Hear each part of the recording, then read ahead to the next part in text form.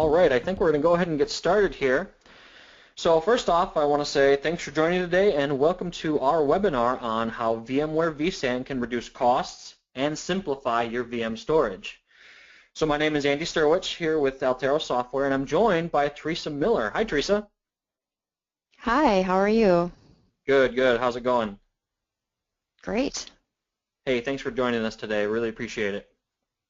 Absolutely. Looking forward to it. We have a lot of exciting stuff to cover. Yes, we do. VSAN is definitely it's one of my favorite subjects to talk about at least. It's the whole hyper-converged idea is really interesting to talk about, and definitely looking forward to it. So what I'll do is I'll actually start by covering our agenda today.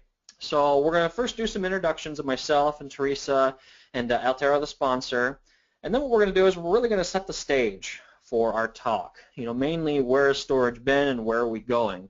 Whenever I talk about some new emerging technology, I always like to frame it from the perspective of where we've been, what are the pain points with that type of solution, and what is the new stuff, how does it address those pain points. After that, we're going to get into what vSAN really is. First going to talk about it from a cost reduction perspective and from a complexity reduction perspective as well. And then we're going to hand it over to Theresa to talk about the architectural benefits, the tool set, the use cases, the real meat and potatoes of our talk today. And then she's going to also talk about getting started with vSAN. How can you get started with it in your own environment? How can you learn about it? And then we'll wrap up with some concluding thoughts and some Q&A type stuff. So real quick thing about the Q&A. Feel free to ask your questions using the question form. That's part of the platform throughout the webinar, but what we'll probably do is we will hold those questions until our Q&A section at the end, and then we'll cover all of them at that point. Now, if you ask a question that doesn't get answered, we always follow up these webinars with a blog post out on altero.com/VMware, and we'll cover all the questions that we didn't get answered, and we'll also have a recording of today's webinar there as well. So if you have to leave halfway through for some reason, you can always come back and catch the recording afterwards. So let's start with some introductions. Again, my name is Andy Syrewicze. I'm a technical evangelist for Altero Software, and I'm also a Microsoft Cloud and Data Center Management MVP. Prior to my time with Altero, I spent 13 years working all over the tech industry, from SMBs to enterprises to managed services providers. I've kind of been all over the place during my my tenure in the IT industry. During my time there, my focus has been in virtualization, cloud services, the Microsoft server stack, and it says an emphasis on Hyper-V, but I've also spent a considerable amount of time in the VMware world. I worked for an MSP for a number of years, and my primary job at that MSP was maintaining that MSP's cloud practice, which was based on VMware technology. So very familiar with the VMware space as well. If you like to read blogs, we've got some great blogs out on the Altero website, altero.com/hyper-v and /VMware respectively for each platforms. And if you're a Twitter user, my Twitter handle is @asyrewicze. I'm sorry, you'll have to spell the last name. I really should simplify that one of these days. But feel free to reach out to me on Twitter if you have any questions or you just want to talk about technology. I'm very active on Twitter, and will definitely respond if you reach out to me there. So what I'll do now is I'll hand it over to Theresa to introduce herself. Go ahead, Theresa. So thank you. I am Theresa Miller, and in the community here I have my vExpert, my Citrix CTP, and in the last couple of years I finished up my master's degree in IT management. I've also been in the industry for a long time. It's been 20 years, and I recently, I'd say in the past couple of years, I started a company called 24/7 IT Connection, where you can find a lot of really great information. We have a website. It's 24/7itconnection.com, but also tied to some consulting as well. I love virtualization. As you can see, have a lot of exposure and experience in the VMware and Citrix space in both areas. And as for community, if you have any questions after the webinar, I am also very active on Twitter. You can find me there on 24/7 IT Connect if you'd like to connect later. All right, thanks, Theresa. So a real quick word about Altero Software, the sponsor of this webinar, and the company I work for. We're a fast-growing developer of fantastic backup software for VMware and Hyper-V platforms. And our flagship product is the Altero VM Backup. And if you're interested in learning a little bit more about that product or you have a backup need, you can go to altero.com/vm-backup to learn more. So with that in mind, we'll go ahead and we'll get started with the topic of today's webinar. So really, like I said earlier in the introduction, I always like to set the stage when I'm talking about some sort of new technology, some emerging technology that's coming out in the marketplace. And I always like to start with, where have we been? So when we're talking about IT storage systems, where have we been? Where have we come from, and what are the pain points? So we really started in virtualization with the single host, right?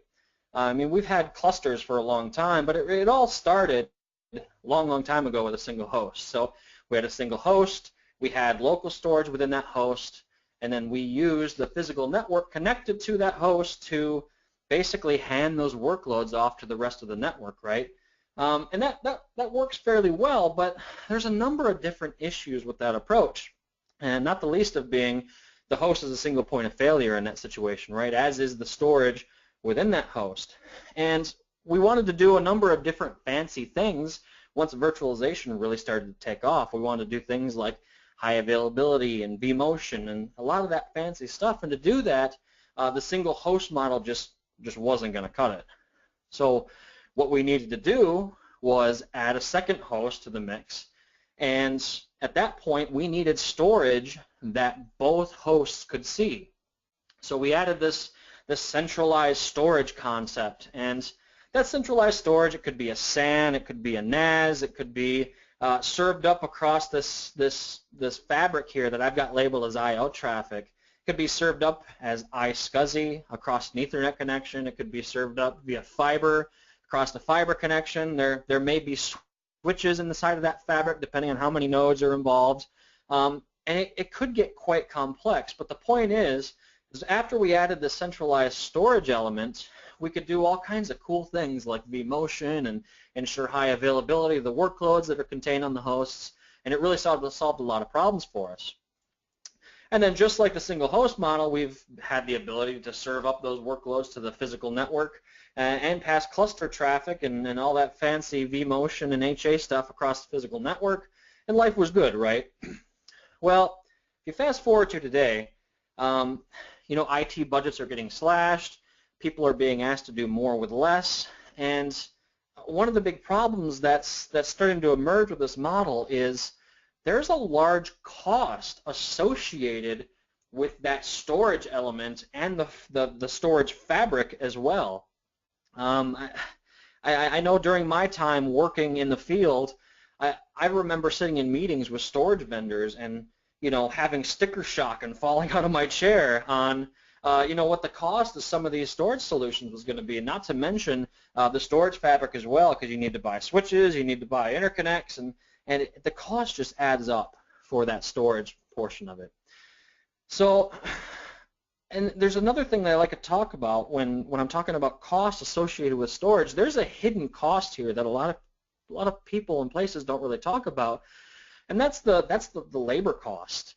A lot of people don't think about that. How much time does it take me as an administrator or a team of administrators to manage a large solution like this? So we've got a guy that's usually, has historically been called the storage admin. His job or her job is to log into that SAN and make sure it's happy, make sure everything is hunky-dory, and maybe they provision off some LUNs for a project over here, or they expand this LUN over here. I mean, that's a pretty time-intensive job at times. Not to mention we've got people that are maintaining that storage fabric. Now, in some smaller businesses, that could be the same storage person, but in larger organizations, it could be a whole team of people, like I said. So again, we're doing all this work to maintain that storage and that storage fabric. Not to mention all along we've had our virtualization administrators managing our hosts, provisioning our compute workloads, spinning up virtual machines, getting them out to the network, and all kinds of things related to virtual machines. And then, of course, you can't forget about the networking team because nothing works if it can't talk to anything, right? So you've got these networking guys that are supporting the network piece of it. I mean, it's this fairly large group of people used to maintain this whole solution, right? So there's a lot of hidden costs there associated with labor. Now, what if we could, simplify that a little bit? I'm certainly not advocating for getting rid of anyone's jobs. But historically, we've started to see a shift here in the marketplace where the virtualization administrators are more and more becoming storage administrators as well. So they're having to not only manage the compute side of things, but also the storage side of things. So it makes sense to try and simplify the solution as much as possible to create a single control point for compute and storage. And that's kind of where the story of hyperconvergence comes in. So real quick before we get into hyperconvergence and vSAN, with that in mind, what are the main things that SMBs and SMEs look for in a virtualization solution? And then what we'll get into here in a second is how does hyperconvergence and vSAN, how does it address that? So when it comes to an SMB and an SME, one of the main things that they're looking for these days is high availability. I mean, even small businesses, they can't afford to be down anymore. Availability is becoming much, much more popular. The cost has come down considerably. And, if I was going to say, if I'm a small business, it's just an expectation I have now that I will be down very, very little throughout the fiscal year. Another thing is vMotion. Customers are just starting to expect vMotion. They don't want to, have to take that downtime associated with doing host maintenance. So vMotion is a must for most businesses today. And they really want cost-effective storage. Nobody wants to pay for these huge, massive, centralized SANs and NASs anymore because they're expensive. They take a long time to install and put in. It takes a long time to manage the fabric. They just want cost-effective storage. So how does that translate into needs? So we've got need one. We need one or more hosts, right?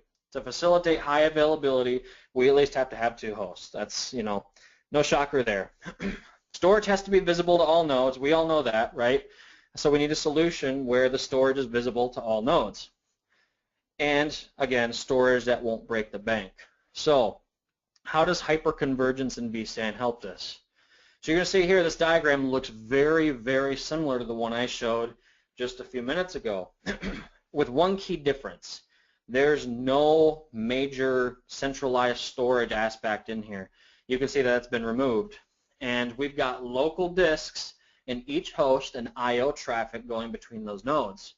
So really, what hyperconvergence does, it's just the idea that compute and storage is contained within the same box.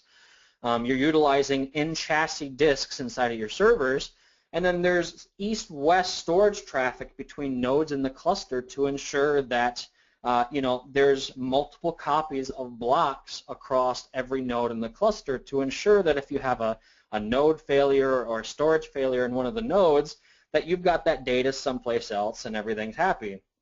So, and what the industry is starting to see as a baseline recommendation for that east-west traffic in between the nodes is some sort of a 10 gig interlink. Usually it's 10 gig Ethernet.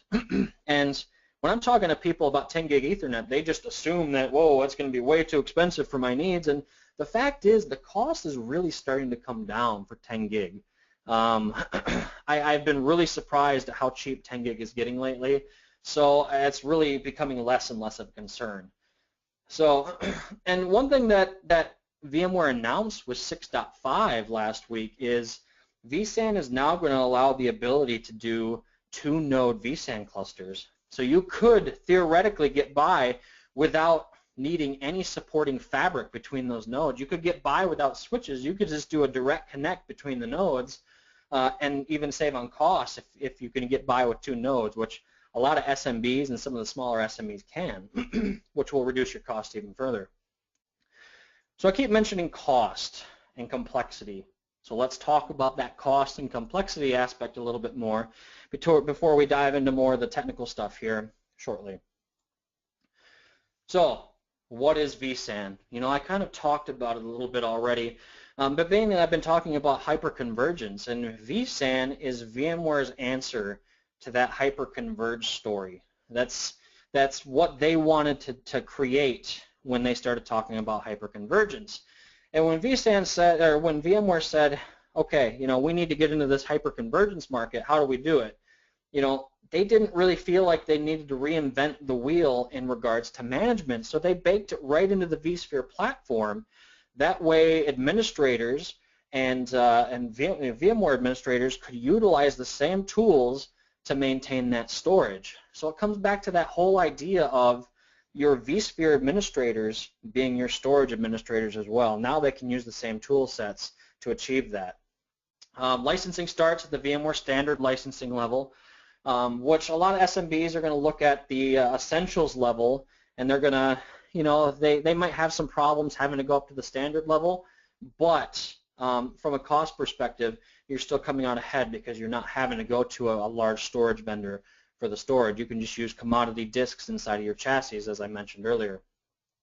vSAN provides a number of fantastic features such as flash read and write caching, you know, so you can cache those most often accessed blocks. It provides all flash capabilities if you want to go that route. The cost of flash storage is coming down considerably, and vSAN offers that ability. You can do erasure coding with vSAN, which is really nice in those situations where maybe you don't need a ton of performance, but you just need a lot of storage. The erasure coding in vSAN is fantastic for that use case. And it offers storage QoS as well once you start getting up into some of the higher licensing levels, which is really useful from like a service model perspective, where you know you want to say that this virtual machine gets this much IOPS, and this virtual machine gets this many IOPS, and it's very useful from that point of view. And as I mentioned earlier, we now have a 2-node option with 6.5, which is going to drive the cost down even more, because previously you had a 3-node minimum, which you know you were buying 3 servers, but now you can get by with 2. Which is really cost effective and very attractive from an SMB perspective. Reducing complexity. Excuse me. So vSAN does a number of different things to reduce complexity in your infrastructure. The main being there's no disaggregated storage anymore. You don't have this large centralized SAN that needs management, and it needs support contracts, and it needs maintenance, and you know all that different stuff. So that's really a big time saver, and it reduces the complexity. And it does that by reducing the hardware footprint. Again, you know, I don't have to power another device. I don't have to cool another device. I don't have to, like I said, manage another device, which really helps reduce the complexity of things. And one of my particular favorite bullet points here is that it reduces the number of vendors within the environment. I've been in situations during my tenure in the IT industry where you might have 10 vendors involved in a product, or in a project, and that just creates a lot of issues. There's a lot of different hands in the pie. Some vendors aren't talking with each other, and it creates a lot of issues. So if we're going to reduce the number of vendors that are involved with an environment, we can really simplify things and make our lives easier.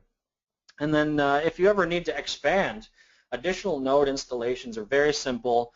One thing that I really like about the hyper-converged offerings is that you know, when you need more storage, you just add another node, and you also get some compute with it. You know, that's kind of a nice thing. Some people don't like that. Some people like to scale different resources at different times. But you know, when we talk about commodity hardware and how cheap stuff is getting, you know, it doesn't hurt to add more compute when you're adding more storage, right? So it really simplifies things. And finally, reducing cost. Like I said, we don't have to purchase these expensive SANs anymore. And when I get to bullet point 2, I can think of a couple. I think of a couple of guys I know talking to me about this. You know, they're going to say, "Well, you say vSAN and hyperconvergence is cheaper, Andy, but I know I can go get a really cheap SAN that has low-end disk and it's not that expensive." Which, That may be true, but with hyperconvergence and vSAN, you're going to get better performance, better bang for your buck, because you can take some of those cost savings and add just a few flash disks into the solution and really get a lot of performance out of that too. I mean, it's really amazing the level of performance you can get just by adding a few flash disks into the solution. You don't have to have those expensive support contracts. I know that some storage vendors, sometimes it feels like their support contracts cost as much as the hardware does, believe it or not. And again, I mentioned this several times. I'm very excited about the 2-node option. You know, you don't need the, you could possibly get by without the fabric and all the associated stuff in it by doing direct connects between the nodes. And the cost of ownership is just lower, just because there's less administration. There's less stuff to wrap your hands around as an IT organization and take care of. So with that, I'm going to pass it over to Theresa, and she can walk you through the architectural benefits and kind of the technical side of vSAN. Theresa, go for it. Sounds good. So like Andy mentioned, we're going to talk specifically about vSAN architectural benefits, the tool sets, and use cases. Before I dive into that, I did want to mention I do have a lot of experience in the traditional hyper-converged storage space as well, where I see this vSAN being a very good option is in the SMB. And like Andy has mentioned, with the 2-node option, I think smaller organizations can really take advantage of doing something great for their performance without spending a ton of money.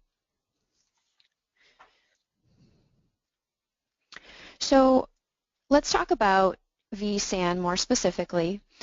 One of the extremely valuable adds is it can really simplify your infrastructure. Even if you just went out and bought a bunch of hardware for a different project, vSAN is extremely valuable and can be implemented really pretty easily. Now, the hyperconvergence piece, this is where compute and infrastructure become managed as one.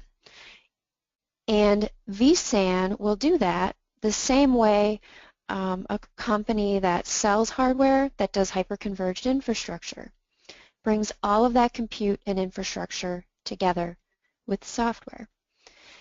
And in terms of management, you are now leveraging a software-defined storage model without making an expensive spend on hardware. And we're going to talk about some use cases as well. I'll highlight this again when we do, but companies that have just renewed hardware in the last year, refreshed their hardware, not realizing that this is something they were going to need, can do hyperconvergence with this product. So I just mentioned you might not have known you'd need vSAN, but you spent all kinds of money last year refreshing your storage.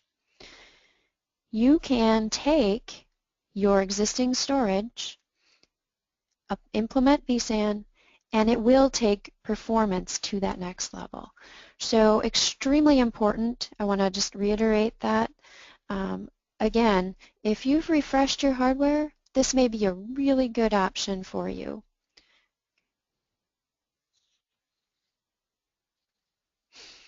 So how do you know if your environment can, from an architectural perspective, be a good candidate for vSAN? Well, VMware has some tools that are really, really helpful. So one, you can do a virtual SAN assessment. So VMware realizes that it's important to do this type of review to make sure. Never assume, because we know what happens when we assume. So I would strongly recommend taking the time, if you're thinking about vSAN, to do the virtual SAN assessment. You will be reached out to by a VMware person to do it, but it's just such an important step. It's like crossing your T's and dotting your I's, making sure your environment is a good candidate. Now the second tool is the VSAN Total Cost of Ownership and Sizing Calculator. Andy spent a lot of time talking about cost reduction, but this TCO will be focused specifically toward your environment and help you realize when you will achieve those cost savings. It could be next month, it could be next year based on what you have in your environment. So this tool will provide you that level of detail that you need to know for sure.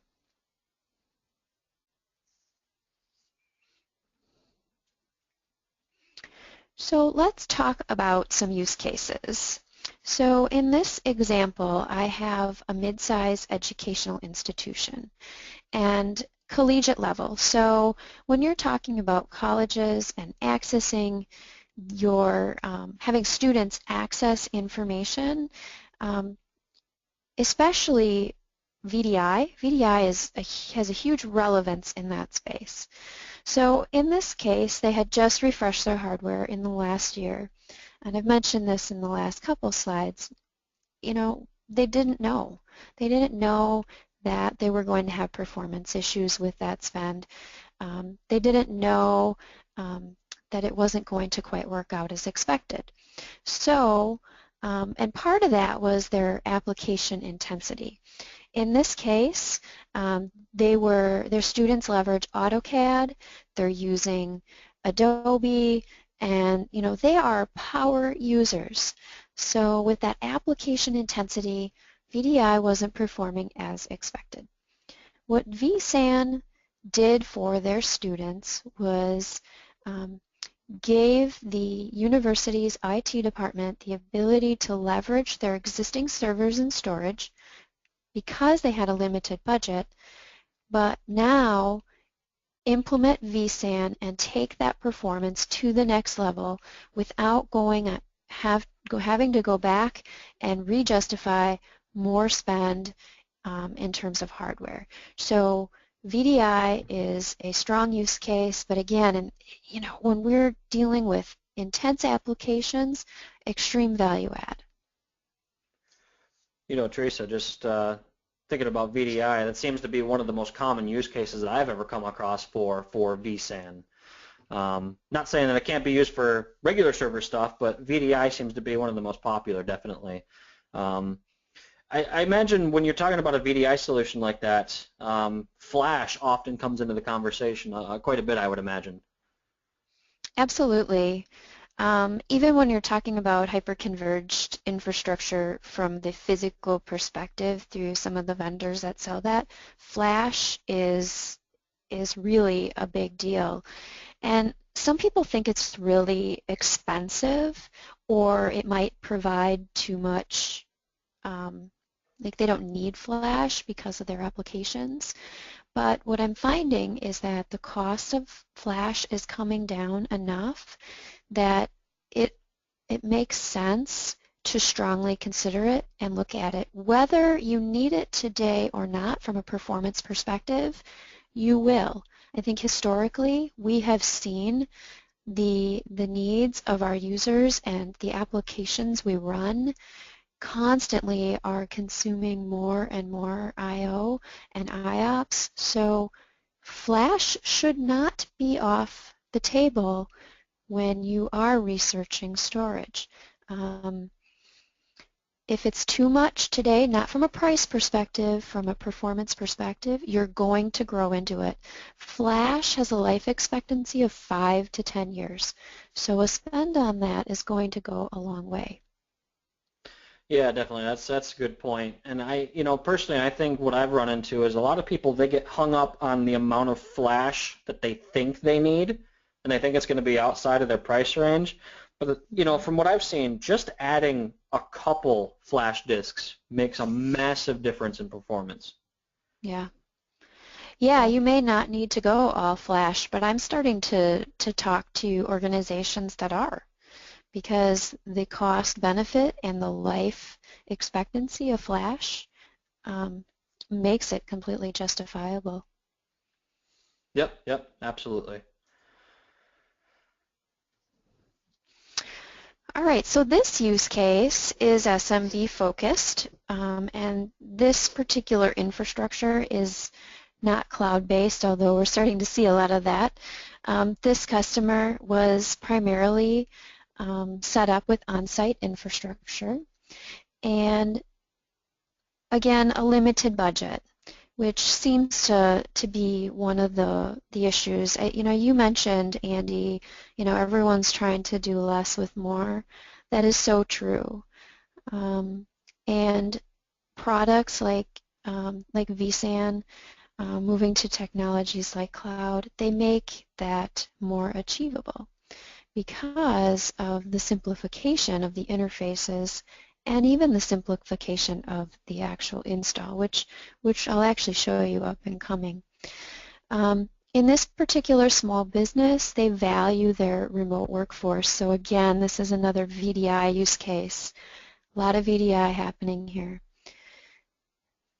In this case, the customer is not, there's not like the CAD software. They're supporting all types of applications, from Office to Adobe to content management systems and more. So it's very broad spectrum. And they're taking a look at using the hyperconverged with the VSAN because of the budgetary constraints, already leveraging VMware technologies.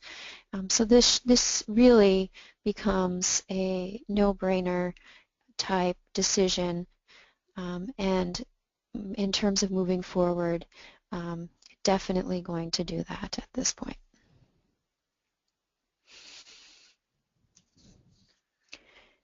So there are other very non-specific use cases you can talk about using vSAN 4. So one is your business class applications. It is more and more commonly being used for production environments. I think in the early days of vSAN, people were just using it for test beds or disaster recovery, but now it can be used for production successfully. Now that doesn't mean disaster recovery isn't a good place for this. I think we're always looking for ways to do disaster recovery in a more affordable way. I've worked in so many organizations that don't even take the step of disaster recovery because they can't figure out how to cost justify it. When you are talking about hyper-converged infrastructure, vSAN, technologies like this, disaster recovery, can be more affordable, even for a small business. And then another use case is the application development. So your test bed, your development teams, they need a place to do their intense processing that comes with application development. vSAN is a great place to do that. The thing I would think about application development, thinking from that perspective, is from a provisioning perspective. By reducing the amount of tools needed to provision a whole workload, you could actually enable your developers to, have more access to provisioning type of tasks, because now they don't need access to a SAN to provision LUNs and that type of thing as well. Right. That's very true. It is. It's a one-stop shop. That's a really great point. Yeah, that makes... Go ahead. Go ahead. I was going to say, I'm going to switch topics just slightly. It reminds me of the comment you made earlier in the presentation about having fewer companies or vendors to work with. And when you're dealing...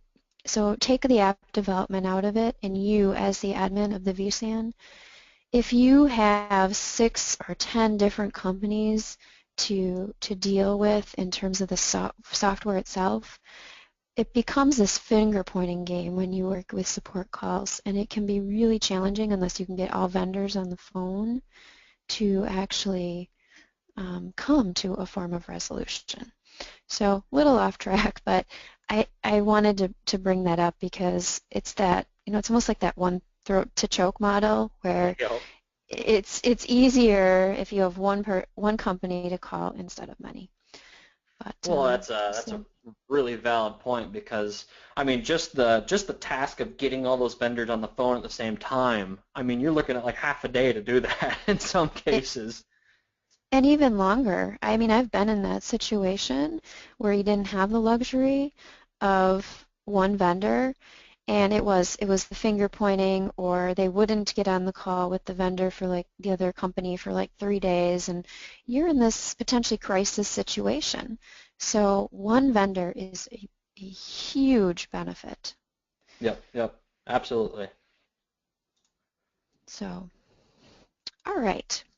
So next, we're going to take a look at getting started with vSAN. What are the requirements and what the actual interface looks like, the steps that you would take to implement this. So at a minimum, you should be running ESXi 6.0 and vCenter version 6. Now, Andy had mentioned 6.5 is out. That changes a little bit of this, but it's not drastic. So if you are running ESXi 6.0 today, you can do this.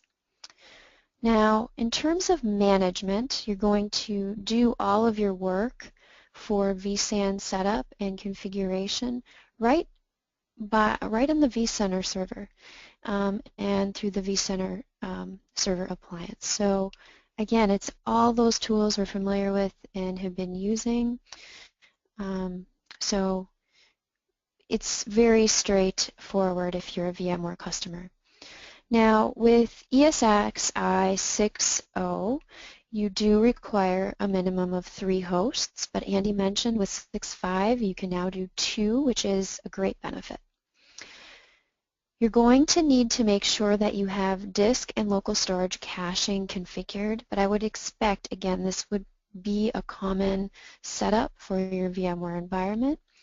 And then also make sure your networking is set up in advance. So you're going to need a management network and a vMotion network to do that. The other thing you should double check is find the vSphere compatibility guide for vSAN and make sure that all of your hardware components that you are running your VMware environment on are on the supported list, and you will not have any issues.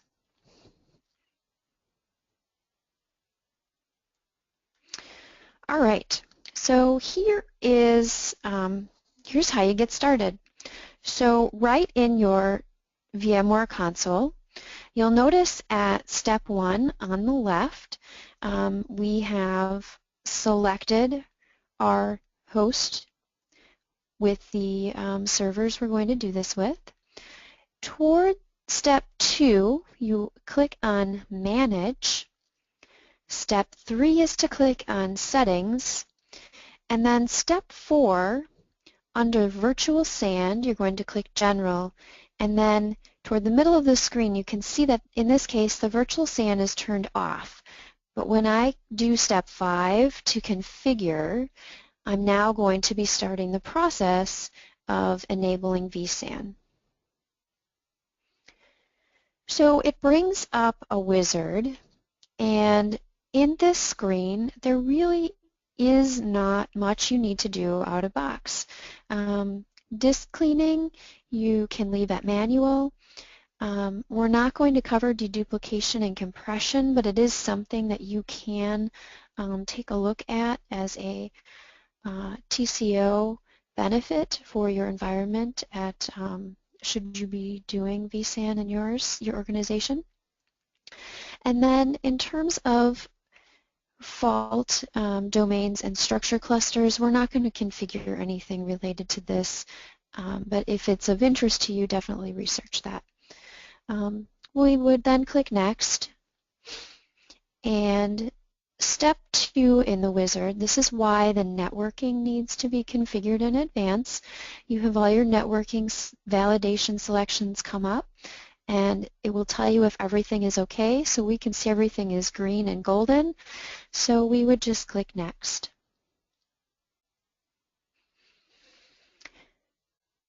In terms of the disks that you're going to use, you can see here we do have a capacity tier and a cache. I did mention you need both. Once that, hopefully that was pre-configured in your environment. If not, you will need to do so. In this case it is, so we selected it and we click Next. And then the final step is just a verification of all of the steps that we chose, and we would click Finish. And you can see now in this environment toward the middle of the screen, you can see that virtual SAN is now enabled. It's really that simple. Which is why when you hear people talking about implementing vSAN being easy and straightforward, it really, really is.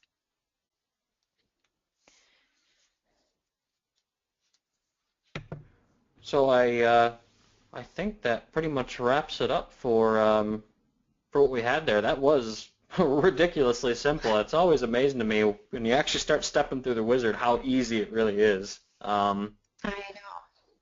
Yeah. I know, and it's great they made it easy for customers. It really makes it a compelling use case, even to just try it out.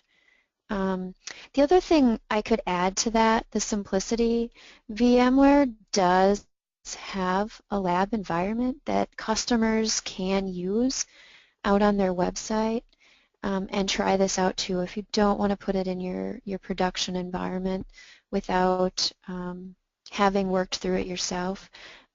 You could just do a search out on the VMware site for enabling the vSAN lab, and you can use their lab environment.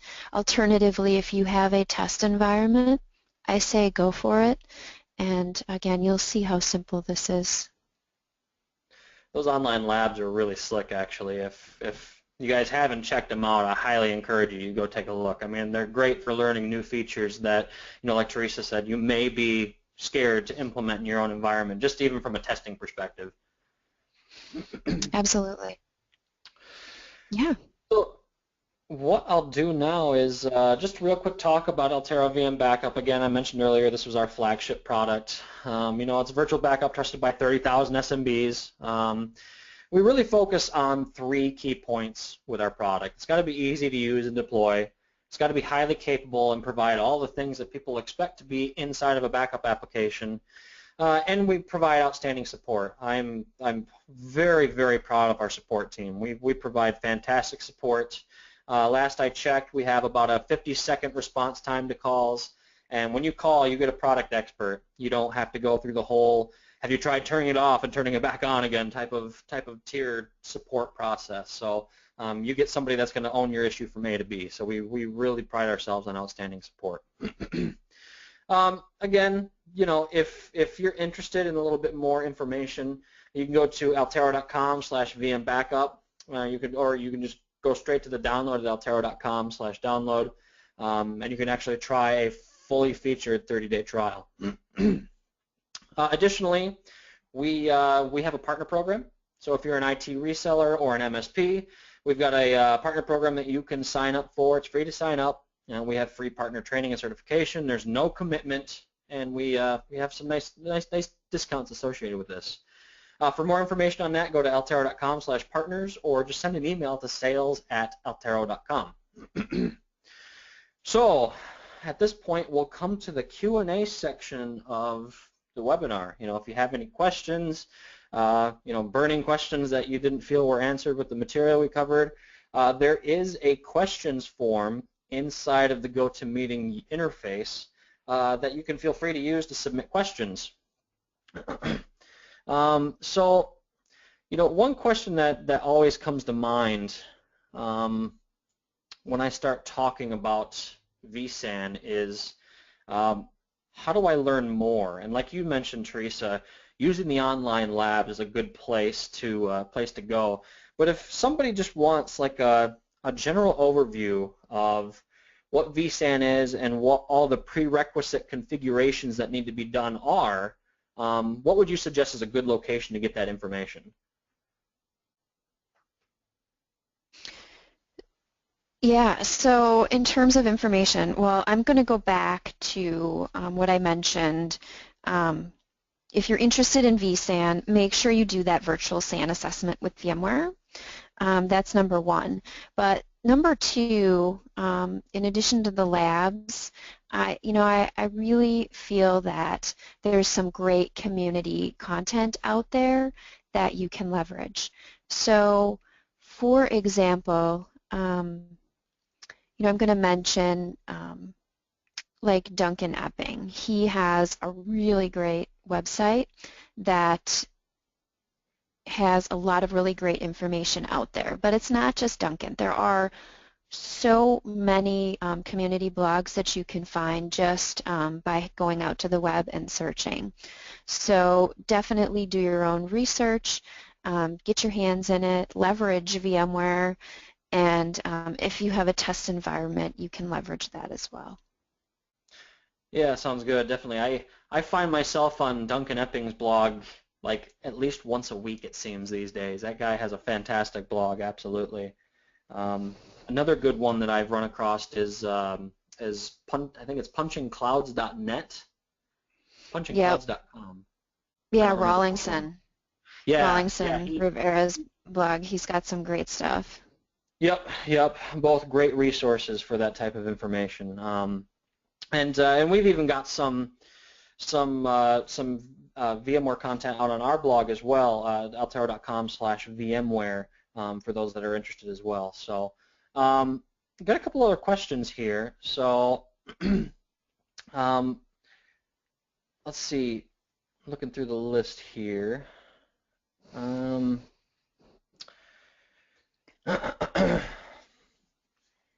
One thing that I often come across when it comes to vSAN requirements, I find a lot of people that are still using standard vSwitches in their environments. Is there any requirement wrapped around needing to have distributed vSwitches in order to use vSAN?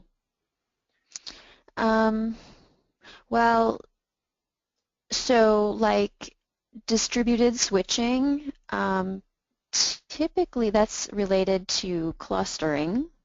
Yep. You typically would not need to have that enabled. Okay, gotcha. That's just a common one that I always get asked, and I felt that would be an interesting one to touch on. Okay. So at this point, I think what we'll do is we can wrap things up. We're just about out of time, actually. If there were any questions asked that were not really covered in the webinar, we're going to be doing a follow-up post after the fact out on altero.com/VMware. So you can go out there probably in the next week or so, 2 weeks tops, to take a look and see the answer to any of the questions that you asked that were not answered. Additionally, we'll have the webinar recording out there, and you can view it again and try and catch any information you didn't get the first time. So with that said, I'd like to say thanks, Theresa. Thanks for taking the time today to come out and talk to us about vSAN. Really appreciate it. Yeah, absolutely. It was my pleasure. Appreciate it. Thank you. So, and again, thanks to everyone for attending, and hope you have a great rest of the day. Thank you much. Thank you.